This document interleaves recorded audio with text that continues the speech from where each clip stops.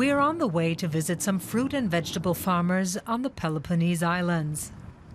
Nearly half of all jobs here are in agriculture. Small and mid-sized family farms dominate the landscape. And they are the ones that were hardest hit by the bank closure.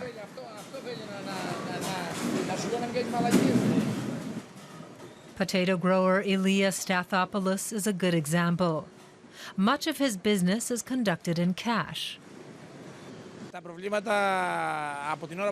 It was a difficult time for us while the banks were closed.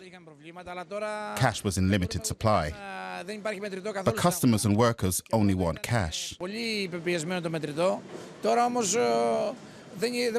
we also had to pay for fuel and the other costs associated with transport.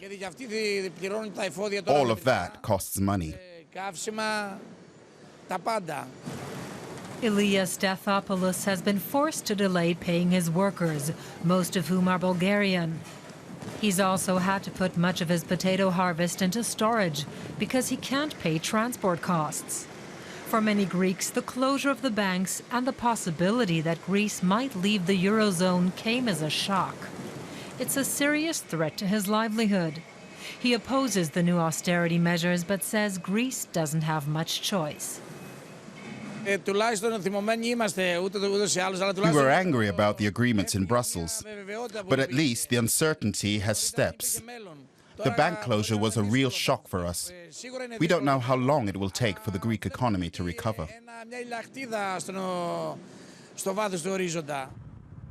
18 kilometers away, family-owned Zafirakis Fruits Company also faces serious problems. It's high season for melons, oranges and vegetables, but the family can't afford to transport their produce. They've been putting twice as much into cold storage as usual. Meanwhile, their warehouse is full. We're selling 3 to 6 trucks less a day. Many trucks aren't running. They have no money for fuel. And we're not importing anything anymore because we can't pay. The trucks that transport their fruit usually come from an industrial region near Athens. Eurologic is one of Greece's largest shipping firms. One of the managers tells us that the capital controls have wrought havoc with their operation. It's also affecting sales to Germany. Well, the problem is the Germans no longer trust us because they're afraid our Greek clients won't be able to pay.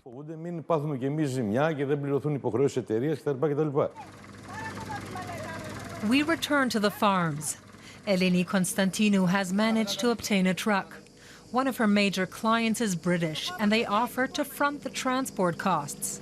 It's an unexpected help, a stroke of luck, but she is still worried.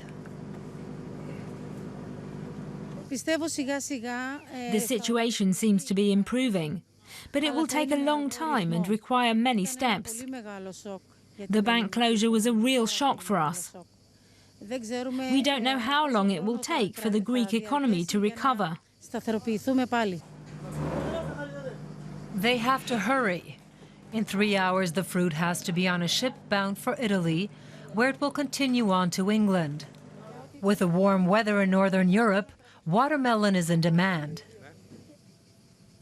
This could have been a good year. Instead, much of the harvest remains unsold or rotting in the fields.